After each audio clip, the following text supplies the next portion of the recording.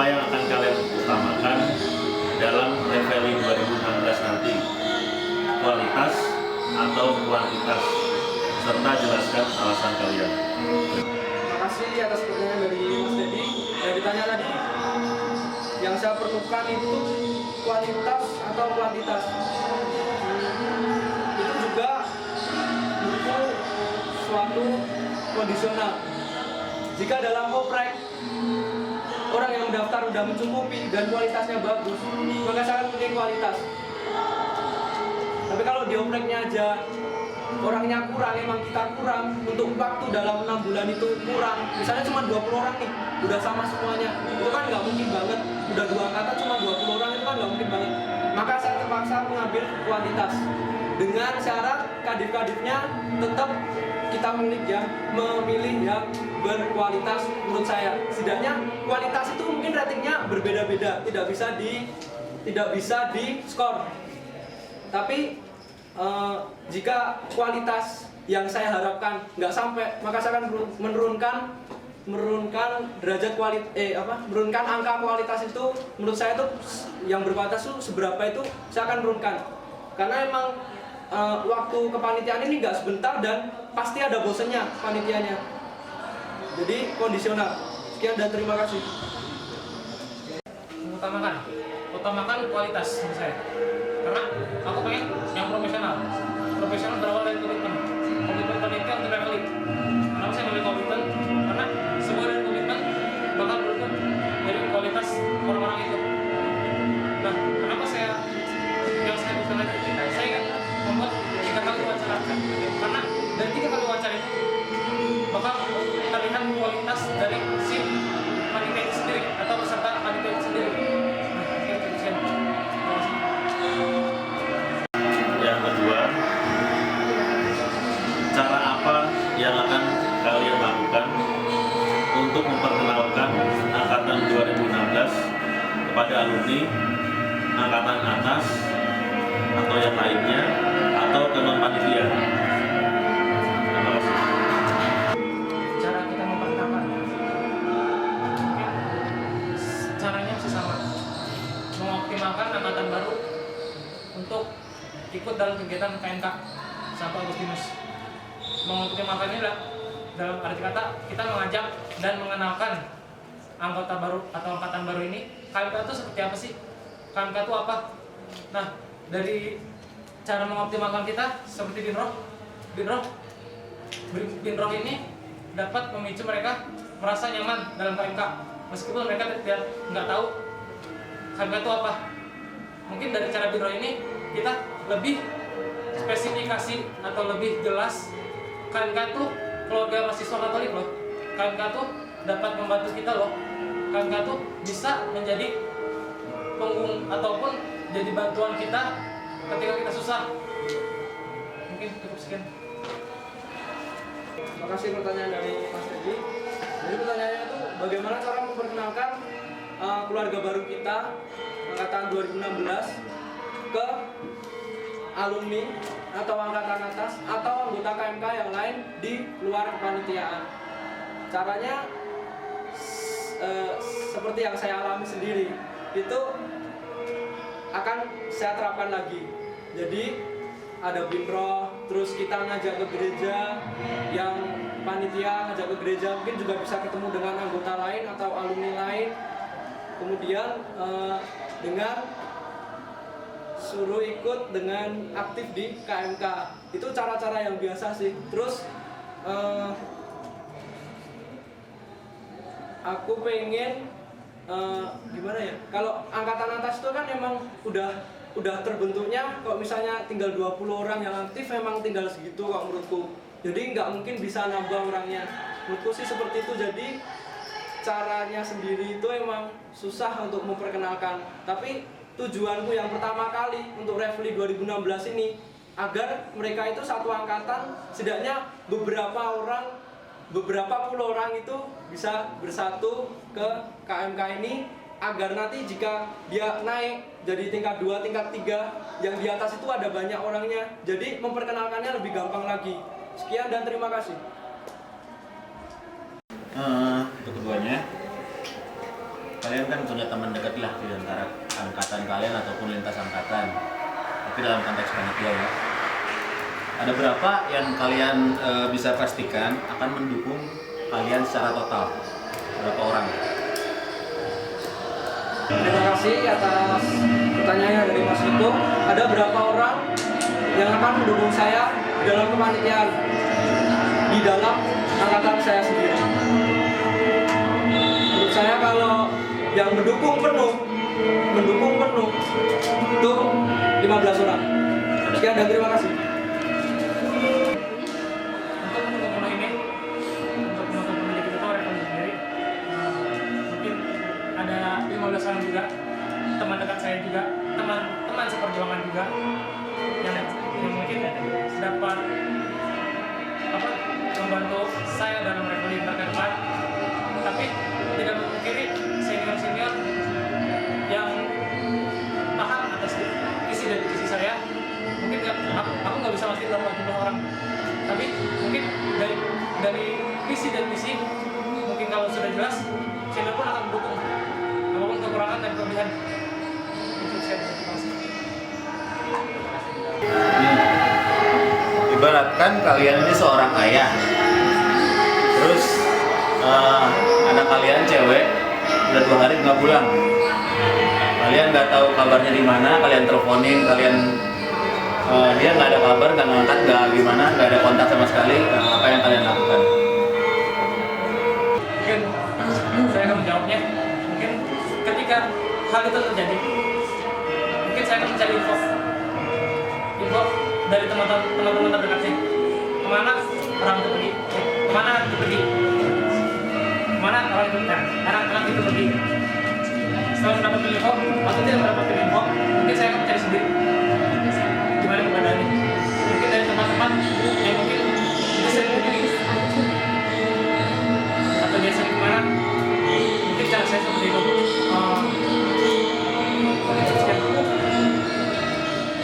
Terima kasih Mas Vito atas pertanyaannya. Jadi pertanyaannya adalah saya seorang ayah, saya punya anak perempuan, 2 hari nggak pulang, nggak ada kabar. Apa yang akan saya lakukan sebagai ayah? Saya akan, misalnya anak saya masih sekolah, saya akan ke sekolahnya terlebih dahulu dan menanyakan kepada teman-teman sekelasnya. Mengapa demikian? Karena saya nggak tahu siapa teman dekatnya dia. Karena saya anggap anak perempuan ini remaja, misalnya SMA. Jadi orang tua ngobrolnya udah nggak seketat SD. Jadi saya harus ke sekolah dulu, kemudian bertanya kepada teman-temannya. Mungkin dia di sekolah udah nggak masuk 1 hari atau 2 hari. Kita tanya ke teman dekatnya. Terus setelah itu, jika kita mendapatkan info, kita akan langsung ke lokasinya. Tapi kalau misalnya kita nggak dapat info apa-apa, teman dekatnya sampai nggak tahu, orang dia aja nggak masuk sehari misalnya, saya akan lapor ke polisi dan saya mencari sendiri. Sekian dan terima kasih.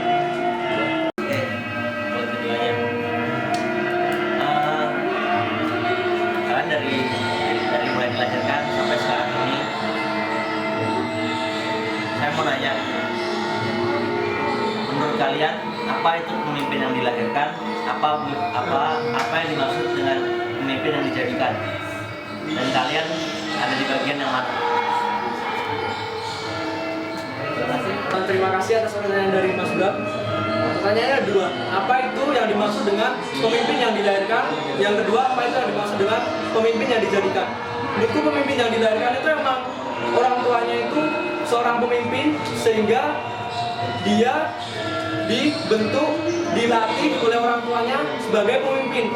Agar dia misalnya nih, orang tuanya memiliki perusahaan, dia pasti dibentuk sebagai pemimpin oleh orang tuanya sendiri. Jadi dilahirkan itu maksudnya dalam lingkup keluarga. Dan apa itu pemimpin yang dijadikan itu misalnya saya misalnya itu masuk ke SMA Pangudinur Infantil, itu menurut saya itu membentuk pemimpin-pemimpin baru, kader-kader bangsa untuk agar Indonesia itu lebih maju lagi. Gak cuma Indonesia sih, untuk kemakmuran misalnya semuanya gitu. Jadi bedanya pemimpin dijadikan sama dibentuk itu, kalau dijadikan sama dilahirkan itu, kalau dilahirkan ya emang dari orang tuanya itu emang udah pemimpin, jadi udah wajar kalau dia itu pasti pemimpin. Dia bisa mimpin atau enggak, yang penting dia jadi pemimpin pasti. Kalau pemimpin yang dijadikan itu pasti dia berusaha sendiri dan melihat contohnya terlebih dahulu. Pemimpin itu seperti apa sih yang benar? Menurut saya seperti itu. Sekian dan terima kasih. Oke. Dilahirkan dan dijadikan seorang pemimpin. Menurutku, pemimpin yang dilahirkan itu pemimpin yang dilahirkan oleh seorang pemimpin untuk menjadi seorang pemimpin lagi. Mungkin sama. Pemimpin jadi orang tuanya mempunyai sebuah kekuasaan atau menjadi seorang pemimpin dalam sebuah keluarga kecil ataupun sebuah perusahaan. Jadi dijadikan oleh pemimpin untuk jadi pemimpin. Seperti kita memimpin keluarga, kita memimpin sebuah kelompok kecil. Itu pemimpin yang dilahirkan. Kalau pemimpin yang dijadikan sebuah keluarga yang biasa, ayah mendidik agar menjadi seorang pemimpin. Nah, aku dididik supaya menjadi pemimpin karena aku didikan ayahku itu keras. Dia ingin aku menjadi seorang pemimpin yang berani, sukses, dan mempunyai pemikiran yang bagus. Mungkin aku belum bisa seperti ayahku karena aku masih banyak mempunyai kekurangan. Karena aku belajar kekurangan ayahku, tapi tidak mempelajari kelebihan dari ayahku. Nah, mungkin ayahku sendiri bukan pemimpin, tapi dia bisa memimpin sebuah atau seseorang. Karena menurutku itulah pemimpin yang dijadikan. Pemimpin yang dilahirkan berbeda jauh dengan pemimpin yang dijadikan, karena dia punya komitmen dan cara berpikir yang berbeda. Mungkin cukup sekian. Yang tadi aku tangkap dari yang kalian ngomongin, apakah pemimpin itu harus selalu memimpin? Ketika kita berada di luar, kita sama. Kita bukan apa-apa. Tapi ketika di dalam, kita harus menjadi pemimpin mereka. Karena kita yang mengatur, kita yang membuat keputusan dari mereka yang membuat sebuah pemikiran. Karena pemimpin tuh nggak selalu di atas, ada kala dia di bawah. Oke, terima kasih Mas Bram atas pertanyaannya. Yang ditanya itu apakah pemimpin harus selalu memimpin? Jawabannya tidak. Mengapa? Karena kita contoh aja dari Indonesia aja dah. Misalnya pemimpin daerah, gubernur nih, dia jabatannya emang pemimpin daerah, tapi dia cuma leha-leha di kursi, duduk-duduk, nggak ngapa-ngapain, bawaannya semua tuh yang kerja. Pemimpinnya santai aja, yang penting dapat uang. Itu pemimpin yang tidak selalu memimpin. Jadi emang ada pemimpin yang tidak selalu memimpin, ada juga pemimpin yang memimpin. Pemimpin yang memimpin itu seperti apa? Ya dia itu walaupun namanya pemimpin itu kan teladan, jadi harus memberikan contoh yang baik kepada bawahannya. Misalnya kita sorot seperti Ahok sekarang, itu dia sampai ada orang-orang masyarakat itu bergerak hatinya untuk mencalonkan Ahok lagi dengan independen. Itu karena masyarakat itu melihat ini tuh emang pemimpin, bukan gubernur Jakarta biasa. Dia itu pemimpin, dia tuh ada jiwanya sendiri. Sekian dan terima kasih. Coba kalau kalian nanti semisal terpilih menjadi ketua RFLI nanti, kalian ini dalam panitia RFLI ini mau menjadi pemimpin yang seperti apa? Coba gambarkan dalam perumpamaan nyata. Contohnya kayak gembala atau nelayan atau apa, pokoknya kalian gambarkan kalian mau menjadi pemimpin seperti apa. Lalu hubungannya ke angkatan 2016 nih. Kalian mengandai-andaikan 2016 nanti kalian akan membuat angkatan 2016 yang seperti apa yang kalian inginkan? Menurut gambaran kalian. Terima kasih. Pertanyaan dari Mas Teddy, saya akan menjawab yang pertama. Jika saya terpilih menjadi ketua RFLI 2016, saya akan menjadi seperti apa? Menurut saya tuh saya akan menjadi pemimpin yang bekerja nggak cuma di balik layar. Maksudnya gimana? Maksudnya itu kita itu emang jabatannya ketua, tapi ketua itu kan emang tinggal, menurut saya ketua itu tugasnya mengatur jalannya dari masing-masing divisi. Jadi misalnya nih aku dapat info dari acara, dapat info dari konsum, aku tinggal ngatur lagi nih sama yang inti, betul gitu. Nah, dan tugas itu tidak sesusah dengan tugas yang diberikan kepada divisi tertentu. Maka dari itu saya juga akan membantu divisi-divisi lain. Dengan cara apa? Mungkin tidak dengan cara mengikuti radif sepenuhnya, tapi saya juga akan ikut radif ke divisi A, radif ke divisi B, radif ke divisi C. Itu untuk apa? Selain tidak dicap sebagai ketua yang hanya diam saja, itu juga agar saya itu lebih mengenal KMK itu siapa aja sih orangnya. Karena saya sendiri kan ikut Travelly 2015. Emang saya udah kenal beberapa kakak kelas, tapi yang ada itu cuma ini doang. Ya emang karena terbentuknya itu seperti itu.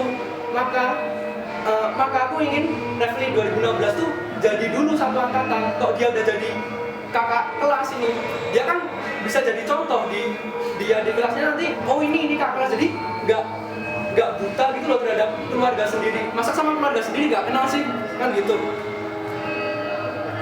Terus membentuk angkatan 2016, ya seperti yang saya jelaskan, membentuknya itu dengan menyatukan mereka itu seperti apa. Itu bisa dibahas di dalam panitiaan saya kalau udah jadi. Sekian dan terima kasih. Pemimpinnya seperti apa? Mungkin aku memilih pemimpin yang profesional.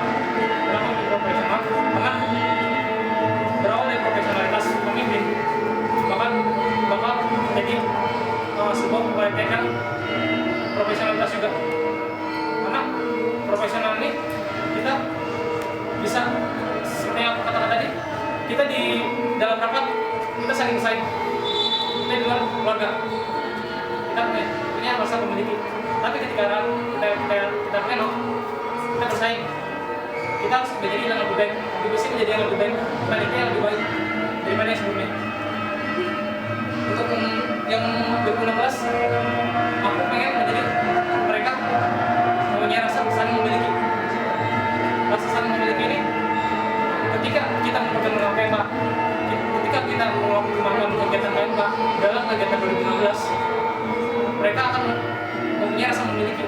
Karena aku butuh dia butuh aku. Aku nggak mau dia siapa, dia bukan siapa-siapa, tapi aku pengen dia siap, dia punya aku, dia milikku, dia temanku. Aku pun seperti itu. Ini siap.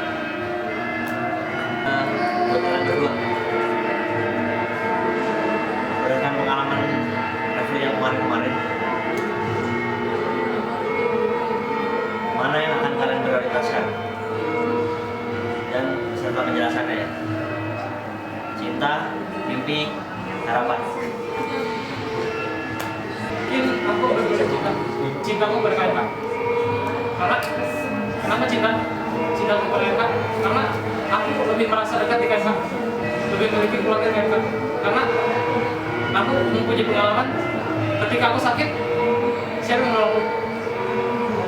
Itu abang-abang teman-teman KMK sendiri ataupun senior dan teman dekat, meskipun itu beberapa saat.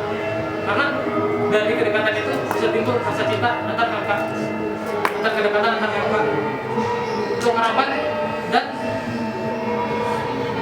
itu dan semua yang lain bakal terwujud ketika kita mempunyai cinta dari sebuah yang kita harapkan.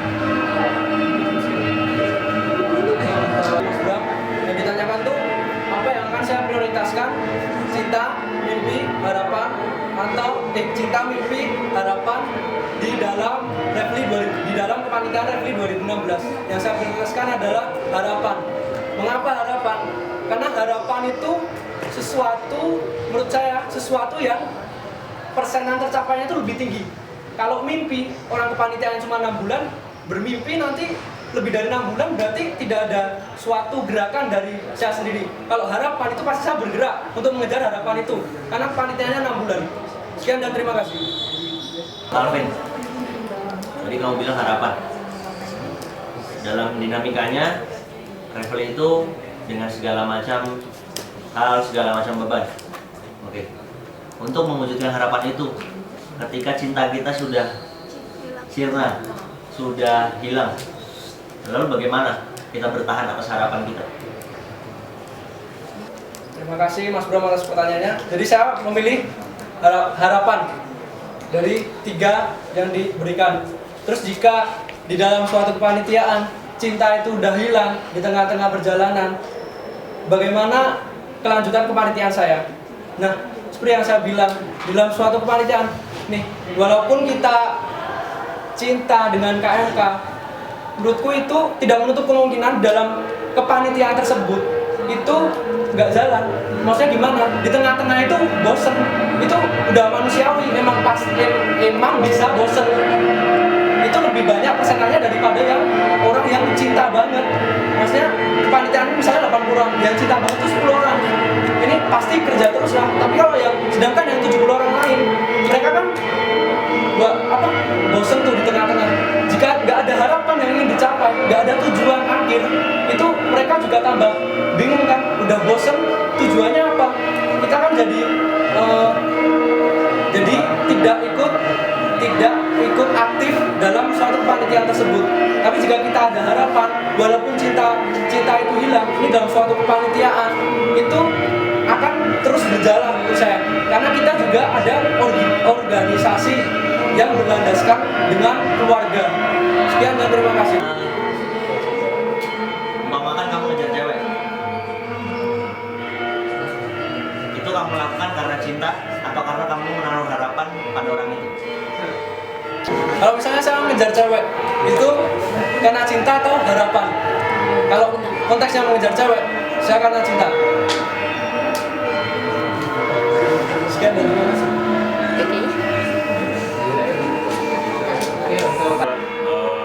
Aku mau bertanya nih. Jadi Alvin mengatakan, ini aku mau tanya dua-duanya. Alvin mengatakan harapan, Rian mengatakan cinta.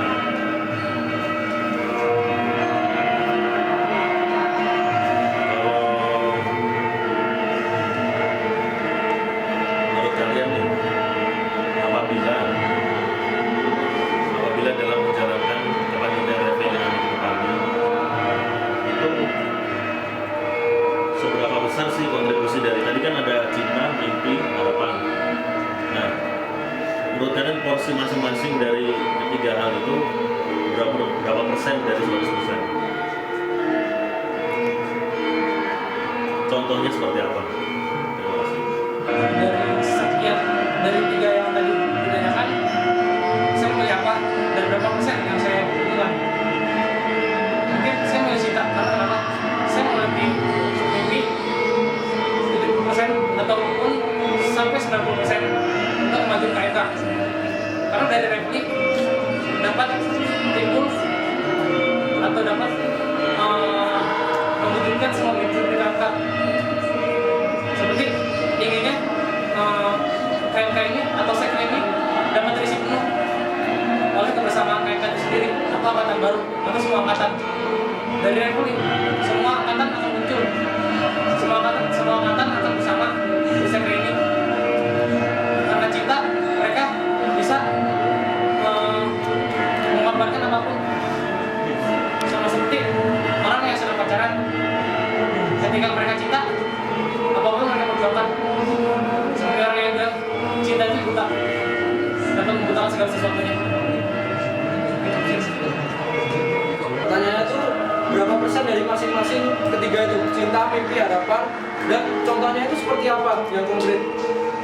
Aku sendiri memprioritaskan harapan. Harapannya 50%, cinta 40%, dan mimpi 10%. Terus contohnya itu apa? Jika di dalam suatu kepanitiaan itu kita memiliki harapan, pasti kita dari visi misi yang sudah saya paparkan, itu pasti kita akan mengejar harapan tersebut agar dapat menyajikannya ke keluarga baru kita itu dengan baik dan totalitas yang terbaik, agar mereka itu bisa jadi satu keluarga baru. Harapan. Kemudian cinta kita 40%. Nah, karena kita adalah organisasi yang berlandaskan keluarga. Itu beda dari UKM-UKM lain.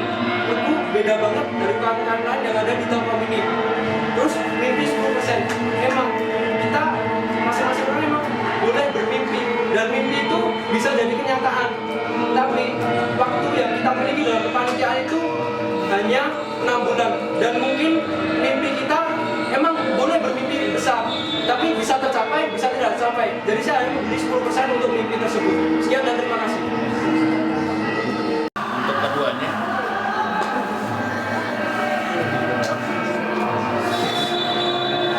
apa bedanya Kristen sama Katolik? Terima kasih Mas Tiko atas pertanyaannya. Yang ditanya itu bedanya Kristen sama Katolik. Kalau secara luas, Kristen sama Katolik itu hampir sama, bedanya dikit.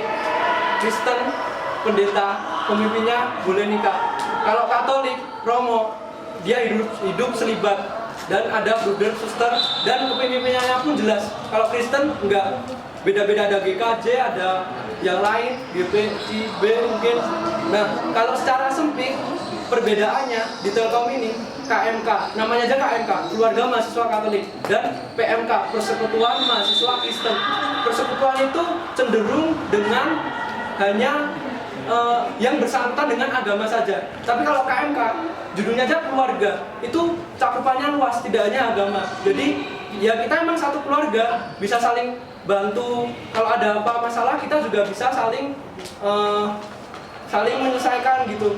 Terus aku juga ngerasa sendiri kalau di sini itu emang teman-teman KMK sama teman-teman yang lain itu lebih dekat sama teman-teman KMK dan teman-teman kelas. Sekian dan terima kasih. Perbedaan Kristen Katolik. Mungkin perbedaan Kristen dan Katolik menurutku nggak ada beda. Sama. Karena aku sendiri terlahir dari keluarga Kristen dan Katolik. Memang Kristen tanpa Katolik. Mereka punya tujuan. Mereka punya satu misi dan misi yang sama. Cuman hanya cara penerapannya beda. Dari cara penerapan beda, mungkin dari segala garis besarnya, mungkin dari cara doa mereka, mungkin dari cara mereka menyembah Tuhan, mungkin berbeda. Mungkin dari cara mereka menanggapi saling itu berbeda secara garis besarnya. Menurutku Kristen dan Katolik ini perbedaan.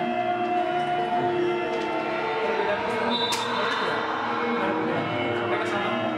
Yang penting cara kita menanggapi, cara kita melihat mereka seperti apa. Kalian berdua kan punya nama baptis yang beda dari Santo Tanta. Apa yang kalian ketahui dari nama baptis kalian? Siapa mereka? Kenapa mereka jadi Santo atau Santa? Terima kasih pertanyaannya dari Mas Niko. Yang ditanya tuh kan saya kan Katolik, pasti memiliki nama baptis. Siapa nama baptis saya? Fransiskus. Dan bagaimana kisah hidupnya dia bisa jadi santo? Itu jujur saya tidak terlalu paham. Mengapa? Karena bapak saya, ayah saya itu agamanya Buddha, ibu saya Katolik. Terus saya baptis dewasa itu kelas 6 SD. Nah, di baptis itu yang milih nama baptis itu mama saya. Langsung dipilih, ini kamu ambil ini Fransiskus saja gitu. Jadi jujur saya nggak tahu tentang Fransiskus ini seperti apa, tidak tahu. Sekian dan terima kasih. Nama baptis saya adalah Stanislaus. Stanislaus ini adalah seorang Roman Polandia. Pada tahun 1968. Nah, Roman Polandia ini mati karena dibunuh oleh rajanya sendiri. Ketika dia membela gereja daripada kerajaannya sendiri, kerajaan Polandia. Karena dia lebih mementingkan gereja. Gereja itu menurut dia sesuatu yang sempurna di dunia ini. Mungkin sekian.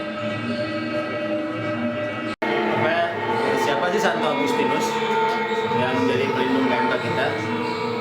Terus apa yang nilai yang bisa diajarkan supaya bisa diterapkan di panitia nanti? mungkin yang aku apa dari Santo Agustus ini, Santo Agustus ini dia adalah pembela kaum muda. Jadi Santo Agustus ini dia selalu mendukung sebuah kegiatan orang muda dari segi kegiatan ataupun bersangkut pautnya dengan orang muda. Jadi mungkin yang bisa aku terapkan, kita orang muda Katolik, kita bisa membuat Katolik ini nggak hanya sebatas mata di depan orang mata orang, karena Katolik itu juga sebuah agama, juga sebuah keluarga yang dapat menggetarkan bumi. Dalam arti kata dapat membuat semua terpana oleh kita. Terima atas pertanyaannya. Santo Agustinus siapa sih sebenarnya? Sama nilai apa yang bisa diterapkan di kepanitiaan Refli 2016? Nah, Santo Agustinus sendiri, kalau secara bener-bener tahu itu orangnya sejarahnya di mana, sebenarnya saya tidak begitu tahu. Karena saya masuk ke KMK itu karena saya senang dan merasa bangga karena seperti keluarga sendiri dulu di Panlit. Gimana ya, seperti ada kakak adik sendiri. Jadi saya tuh masuk ke KMK itu bukan tidak mengerti, tidak begitu paham apa itu Santo Agustinus. Tapi kalau ditanya KMK mana, saya bisa menjawab KMK Santo Agustinus di Telkom. Tapi untuk siapa itu Santo Agustinus, saya tidak mendalami itu. Saya hanya senang di KMK-nya aja, karena KMK-nya senang sampai hal yang seperti logo itu bisa terlupakan oleh saya. Kemudian apa yang akan saya terapkan, karena saya tidak tahu tentang apa dia itu bagaimana, maka saya tidak bisa mengambil suatu nilai pun dari Santo Agustinus. Sekian dan terima kasih. Apa arti gereja menurut pandangan kalian? Terima kasih Mas Iwan pertanyaannya. Apa itu gereja? Kalau secara pengertiannya kok kayak di pelajaran-pelajaran agama, gereja itu perkumpulan orang-orang yang mengimani Yesus Kristus. Dan kalau misalnya secara harafiah gereja itu ya gedung tempat untuk ibadat. Tetapi kalau saya mengartikan sendiri gereja itu apa? Gereja itu adalah kita, KMK ini. Ya KMK itu adalah mungkin salah satu bagian terkecil dari gereja. Dia bisa aktif ikut KUR, bisa aktif ikut apapun itu, UMK ataupun yang lain. Nah, pandanganku gereja itu kalau secara sempit, gereja itu adalah KMK kita sendiri. Kalau anak mudanya itu bisa berkarya, maka gereja itu akan semakin hidup. Sekian dan terima kasih. Gereja atau rumah Tuhan. Secara yang tahu, gereja itu rumah Tuhan. Itu gereja itu rumah kita untuk bersandar. Rumah kita itu mencari Tuhan itu sebenarnya apa? Tuhan itu apa? Rumah kita atau rumah semua umat Katolik untuk berkumpul. Seluruh umat Katolik dapat mengetahui Tuhan itu baik untuk kita. Tuhan itu selalu ada untuk kita. Mungkin sekian. Tentang teori secara luar ini, aku mau bertanya tentang gimana supaya teori-teori yang sudah kalian akan hafalkan dan sudah dihafalkan tadi supaya bisa mengalir. Jadi pertanyaannya, kan kalian tahu kan kita punya Alkitab. Nah, di dalam Alkitab itu ayat dalam kitab apa yang akan kalian terapkan di dalam kepanitiaan ataupun nanti akan kalian hembuskan di angkatan 2016 kalian nanti. Gak mungkin kalian membangun suatu rumah hanya semen kering kan gak mungkin. Jadi bubuk doang nanti. Semen harus dialiri air supaya bangunan kalian bisa menjadi keras. Nah, hembusan ini, aliran ini, ayat yang mana yang akan kalian alirkan kepada kepanitiaan kalian nanti, dan keangkatan 2016 nanti, spirit seperti apa di dalam Alkitab. Dan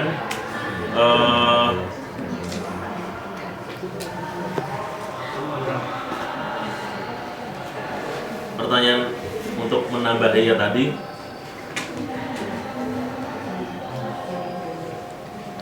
sejatinya orang Katolik dalam satu hari berdoa berapa kali? Terima kasih. Terima kasih pertanyaan dari Mas Teddy. Jadi yang pertama itu aku mau ngambil ayat di mana dalam Alkitab kita untuk landasan kepanitiaan Refli 2016 dan untuk KMK angkatan 2016. Kalau aku sih ngambilnya jadilah garam dan terang dunia. Mengapa demikian? Terang jika gelap itu banyak dan terang itu sangat kecil, dia akan tetap kelihatan walaupun terang itu sangat kecil. Dan mengapa garam? Karena kalau garam itu mereka harus berpisah harus berpencar, tidak beraninya keroyokan. Kalau garam itu terlalu banyak, maka makanan itu nggak enak kan. Jadi garam itu secukupnya saja dan diletakkan beberapa tempat. Jadi maksud dari terang dan garam dunia ini, kalian tuh Katolik harus berani menyebarkan, tapi nggak usah keroyokan, secukupnya saja. Menurut saya seperti itu. Terus yang kedua, tadi pertanyaannya, oh ya, dalam sehari orang Katolik itu berdoa berapa kali? Kalau sebenarnya aturannya ada sih, tapi aku nggak tahu, aku sendiri nggak tahu. Tapi kalau dulu saat dididik itu pagi ada doa, siang doa Angelus, sore doa lagi, dan malam sebelum kita mengakhiri kegiatan kita juga berdoa mengucap syukur. Sekian dan terima kasih. Mungkin ayat ini aku kurang tahu ayat dari ayat berapa. Yang aku tahu kalimatnya, kasihilah sesama seperti kamu kasih dirimu sendiri. Nah, dari kalimat ini aku ingin menerapkan dalam pengertianku, kasihilah sesamamu, kasihilah sesamamu seperti kamu kasih dirimu sendiri. Jadi aku harus bisa melihat orang lain seperti diriku sendiri.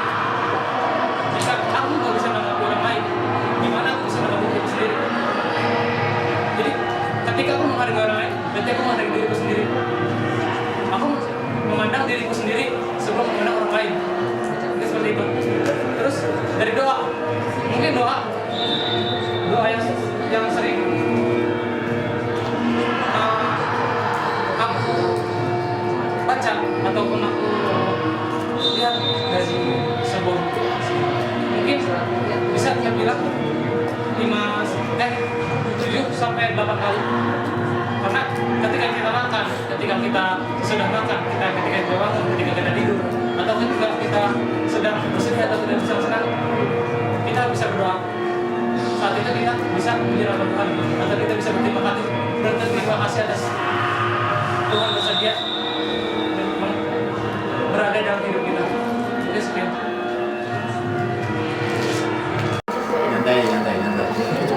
Itu kenapa kamu bertanya berdua ya? Tapi untuk Gavin dulu, kenapa kamu pilih warna bolpen yang pink dari sekian bolpen yang banyak?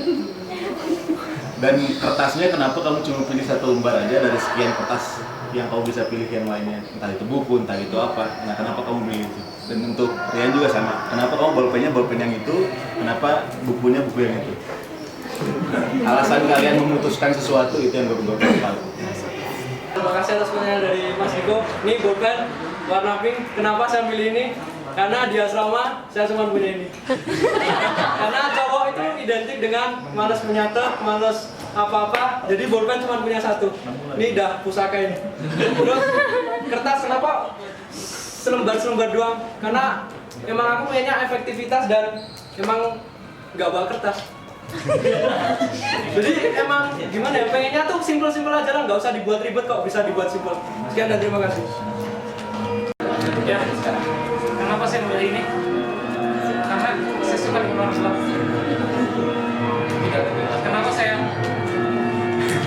Kenapa saya suka debat ini bisa timbul kelihatan mana yang terang, mana yang ternoda, mana yang lebih terlihat daripada semua yang ada. Nah, kenapa saya memilih buku ini? Saya tertarik dengan sebuah desain. Saya tertarik dengan sebuah warna. Nah, dalam buku ini katilak sebuah cat. Iya ya. Dari sebuah cat ini saya bakal tahu. Iya kan? Dari sebuah warna ini saya suka warna karena warna itu menarik. Ketika kita campur dengan warna lain, ketika kita campur merah dengan hijau atau merah dengan kuning, bisa timbul warna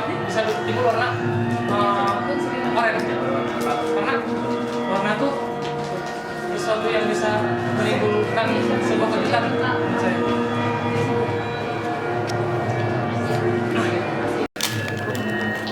Kalian sebagai calon ketua referee seharusnya memiliki semacam kayak gambaran kalian tuh seperti apa gitu. Gambaran kalian seperti apa? Maksudnya kalian sudah bisa membayangkan diri sendiri saya itu seperti apa. Nah, aku mau nanya nih, dalam kepemimpinan kalian nanti kalau kalian jadi salah satu dalam referee nanti ke depannya, kalian itu akan menggambarkan diri kalian sendiri seperti apa? Menggambarkan diri kalian seperti apa? Identitaskan diri kalian itu seperti apa? Coba deskripsikan itu sejelas mungkin, seril mungkin, senyata mungkin dengan mengumpamkan dengan benda apa atau apa, supaya kita lebih paham kalian seperti apa. Ayat, kita lihat dari ayat. Kasihlah sama seperti kamu masih diri sendiri. Nah, saya pengen jadi sama seperti mereka. Kalau saya ketua, tapi saya sama seperti mereka. Saya sama manusia, sama-sama anak Tuhan, sama-sama anggota KMK. Tapi dari sama ini, aku pengen jadi profesionalitas. Kita sama, tapi kita harus profesional. Profesional dalam maju ke depan. Maju ke depan, sama-sama, selesai bareng, sukses bareng. Itu tujuan saya. Pengen panitia yang selalu profesional, komitmen, dan selalu ada buat KMK atau kepanitiaan ini. Kapanpun, dimanapun, dan pokoknya selalu ada yang berpenting. Yang ditanya adalah gambaran diri apa yang akan saya yang digambarkan ketika saya menjadi ketua referee 2016. Gambaran diri saya adalah lilin. Mengapa lilin? Karena lilin walaupun dia kecil sendiri, tapi dia bisa memberi terang kepada yang lain. Jika yang lain lagi letih, lesu, dia bisa menerangi, menyemangati, dan membantu yang lain. Dan lilin jika digunakan terus, dia kelamaan akan habis. Jadi dalam konteks ini lama-lama akan habis. Setelah kita menyemangati teman-teman kita, harapannya teman-teman yang lain menjadi lilin-lilin yang baru dan bisa lebih terang daripada saya sendiri. Kalau lilin itu banyak, pasti lebih bisa menerangi ruangan ini daripada hanya satu lilin saja. Sekian dan terima kasih. Coba nih, aku mau bertanya nih. Coba paparkan pada kami, seberapa persen kalian yakin, berapa persen angkatan 2016 nanti yang akan aktif ke depannya? Berapa persen kalian yakinnya, untuk berapa persen jumlahnya? Seberapa yakin saya untuk angkatan 2016 itu jadi aktif berapa persen? Kalau saya 70%. Dan jumlahnya itu berapa persen dari keseluruhan angkatan 2016 yang Katolik? 60%. Sekian dan terima kasih. Yakin aku punya keyakinan sekitar 75%. Dan untuk maba ataupun anggota generasi baru KMK ini, aku memiliki targetku mencapai 75% juga. Oke, cukup sih. Terima kasih. Kalian berdua, duluan mana telur sama ayam? Diciptakan dunia ini. Pertanyaan kedua buat Alvin. Kamu anak valid kan? Ya, Orang rasanya senioritas kan? siap. Menurutmu apa dampak senioritas, entah itu positif atau negatif selama kamu menjalani studimu di Vanit? Yang pertama, telur apa ayam dulu? Menurutku ayam dulu. Karena Tuhan itu menciptakan berpasangan. Maksudnya ada yang ayam yang betina, ada ayam yang jantan. Setelah mereka kawin, baru ada telur. Menurutku gitu. Terus yang senioritas. Nah, untuk senioritas ini di Vanit aja sekarang udah berubah menurutku, udah ditekan lagi, jadi abis senioritas itu nggak ada. Menurutku dampak positifnya itu berguna untuk kita di kuliah sekarang. Mengapa demikian? Karena senioritas itu bisa membentuk kita, walaupun caranya itu berbeda dari yang lain. Mungkin ada berbagai cara untuk membentuk suatu pribadi, tapi kalau menurutku senioritas itu perlu, tapi porsinya itu ada. Senioritas menurutku perlu. Dampak negatifnya itu mungkin secara fisik emang terlihat dampak negatifnya, tapi di dalam itu jadi orangnya itu menurutku bisa menjadi suatu pribadi yang berbeda dari sebelumnya, sebelum masuk Vanit dan setelah masuk Vanit. Sekian dan terima kasih. Telur dan ayam.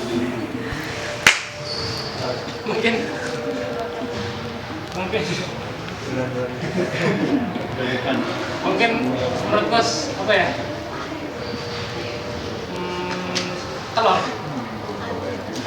Karena telur itu apa ya?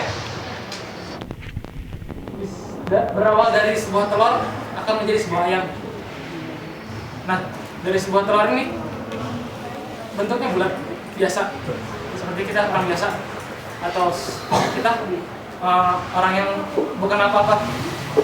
Tapi setelah kita menetas dan menjadi ayam, kita akan menjadi orang yang disebut wah sebagai orang. Ayam.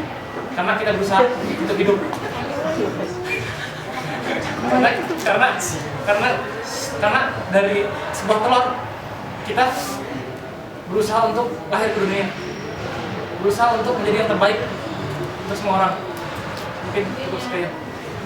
Baik, saya mau bertanya. Ini menyangkut kepemimpinan kalian di Revelanti ke depannya seperti apa?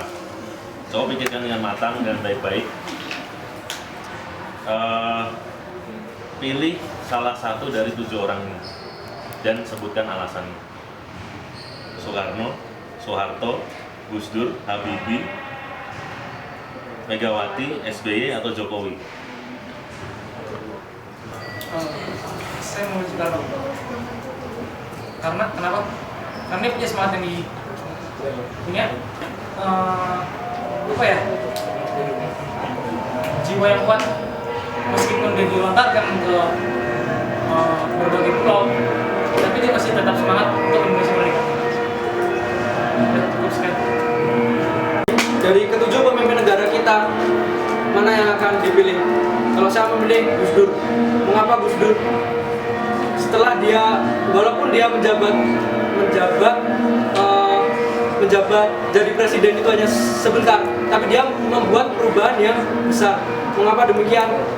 Karena dia bisa menghargai suku-suku yang ada di Indonesia, dan dia bisa menghargai pendatang yang sudah menjadi warga negara Indonesia. Dia bisa menghargai itu agar Indonesia itu bisa lebih maju lagi. Jadi dia pemikirannya udah luas daripada yang lainnya. Kalau yang lain mungkin masih kebanyakan rasisme. Tapi kalau menurut saya Gus Dur itu, walaupun orangnya dia pinter, berguna untuk bangsa, dia dipakai. Walaupun dia rasnya apapun, tapi kalau dia bermutu, berguna, dia dipakai. Sekian dan terima kasih. Saya menghargai apapun jawaban kalian, Soekarno atau Gus Dur. Tapi aku mau bertanya, bagaimana pendapat kalian apabila mendengar kata Soeharto. Terima kasih. Terima kasih Mas Teddy atas pertanyaannya. Apa tanggapan saya tentang Soeharto? Tanggapan pertama tentang Soeharto, karena udah kebuka kedoknya ini, dia tuh korupsi banyak dan dia sendiri, maka tanggapan saya negatif yang pertama. Tetapi di balik negatif itu banyak positifnya yang bisa diambil. Mengapa demikian? Sekarang korupsi udah berjalan kayak budaya, tapi dulu yang tahu cuma dia seorang. Jadi kemungkinan uang yang mengalir itu lebih banyak rugi sekarang daripada zaman dulu. Kalau zaman dulu yang tahu cuma Soeharto. Emang Soeharto itu negatif, tapi kerugian negara itu nggak banyak. Dan apa positifnya dia? Dia membuat pembangunan yang besar. Kenapa dia membuat pembangunan? Itu karena untuk biar nggak ketahuan kalau negatifnya itu ternyata tuh banyak. Jadi dia berbuat positif untuk menutupi negatifnya tersebut. Sekian dan terima kasih. Soeharto. Saya belajar sejarah. Saya diceritakan oleh rumah saya ketika zaman Soeharto. Zaman Soeharto ini memiliki banyak konflik menurut aku sendiri. Jadi dari segi Soeharto sendiri menurutku negatif, karena dia memecah belah antar golongan muda dan golongan tua, memecah belah membeda-bedakan orang. Terus yang ketiga, dia membunuh Soekarno. Membunuh Soekarno kenapa? Karena saya belajar sejarah. Karena Soeharto tuh ingin Soekarno tidak mengetahui apa yang diperbuat. Karena Soekarno sendiri tahu apa yang Soeharto perbuat. Nah, karena itu Soeharto mengasingkan Soekarno di pulau tetangga. Aku kurang jelas pulaunya. Mungkin cukup sekian. Apa kelebihannya otoriter, apa kelebihannya demokrasi? Otoriter dan demokrasi. Nah, otoriter ini dia seperti tentara, seperti marinir, keras. Dia selalu memberikan seperti senioritas. Jadi baiknya orang akan teratur, maka orang akan terdidik oleh otoriter. Baiknya demokrasi. Demokrasi ini dia berjuang demi apa yang semua mau, semua inginkan. Karena demokrasi ini bisa mencakup semua orang, tidak memandang dulu, itu muda, itu tua. Pokoknya mereka berjuang demi apa yang mereka inginkan. Yang ditanyakan kelebihan dari otoriter dan kelebihan dari demokrasi. Menurutku kelebihan dari otoriter itu kalau dihubungkan dengan pertanyaan yang sebelumnya, cepat dan tepat. Otoriter itu cepat. Mengapa cepat? Karena ada satu orang yang memimpin dan semua itu ikut sepemikiran dengan dia, dan itu dipaksa harus ikut. Tapi negara itu terbukti langsung maju dengan cepat. Kalau misalnya demokrasi, dia mengambil semua aspirasi yang dimiliki oleh masyarakatnya. Dia tepat, pasti dibutuhin oleh semua masyarakatnya. Tapi perkembangannya itu lama. Sekian dan terima kasih. Kamu dalam menggambarkan diri kalian sendiri, Rian, apakah kamu lebih ke suara terbanyak atau keras, teratur, terdidik? Kalau untuk Alvin, kamu lebih ke yang tepat atau cepat maju? Teratur. Kita dari teratur ini bisa mencakup profesionalitas. Teratur dalam waktu, teratur dalam kondisi, teratur dalam segala hal yang akan kita lakukan. Jadi teratur ini bisa mencakup seperti yang aku bilang tadi, komitmen. Bisa mencakup komitmen. Orang yang punya komitmen punya teratur yang tinggi. Dia bisa teratur, dia bisa diatur dan teratur. Mungkin cukup sekian. Terima kasih pertanyaan dari Mas Niko. Yang ditanyakan dalam kepanitiaan Refli 2016, saya memilih tepat atau cepat. Kalau saya memilih tepat, mengapa tepat? Karena dalam kepanitiaan jika kita memilih suatu pemimpin-pemimpin yang tepat, maka pekerjaan itu bisa cepat. Tapi kalau kita terlalu cepat-cepat dalam membentuk suatu kepanitiaan, maka di tengah akan hancur. Sekian dan terima kasih. Kalau misalkan buat Alvin, kalau Alvin menang, Rian akan ditempatkan di posisi mana? Kalau Rian, kalau kamu menang, Alvin akan ditempatkan di posisi mana? Terima kasih pertanyaan dari Mas Bram. Pertanyaannya tuh kalau misalnya seandainya saya menang jadi ketua referee 2016, Mas Rian akan saya taruh di mana? Karena saya sudah mendengar sendiri juga tanya jawab dengan panelis, saya akan menempatkan dia di wakil. Mengapa wakil? Jika ketua tidak bisa bertindak dalam hal kurang dari pengalaman, maka wakil bisa membantu ketua. Dan jika ketua memiliki aktivitas yang sangat penting dalam suatu pleno, dia tidak bisa hadir, maka pemimpin kedua akan datang. Sekian dan terima kasih. Memilih. Oke. Mungkin memilih ya. Memilih Alvin. Cara memilih, mungkin aku lebih memilih ke Kadif. Kenapa Kadif? Dia punya pengalaman. Karena dari pengalaman ini dia bisa mencurahkan isi pikirannya ke Anggifnya, daripada aku jatuhnya ke inti ataupun ke anggota. Karena pemikiran Alvin luas dan pemikiran Alvin bagus untuk membimbing anggota-anggotanya. Mungkin cukup sekian.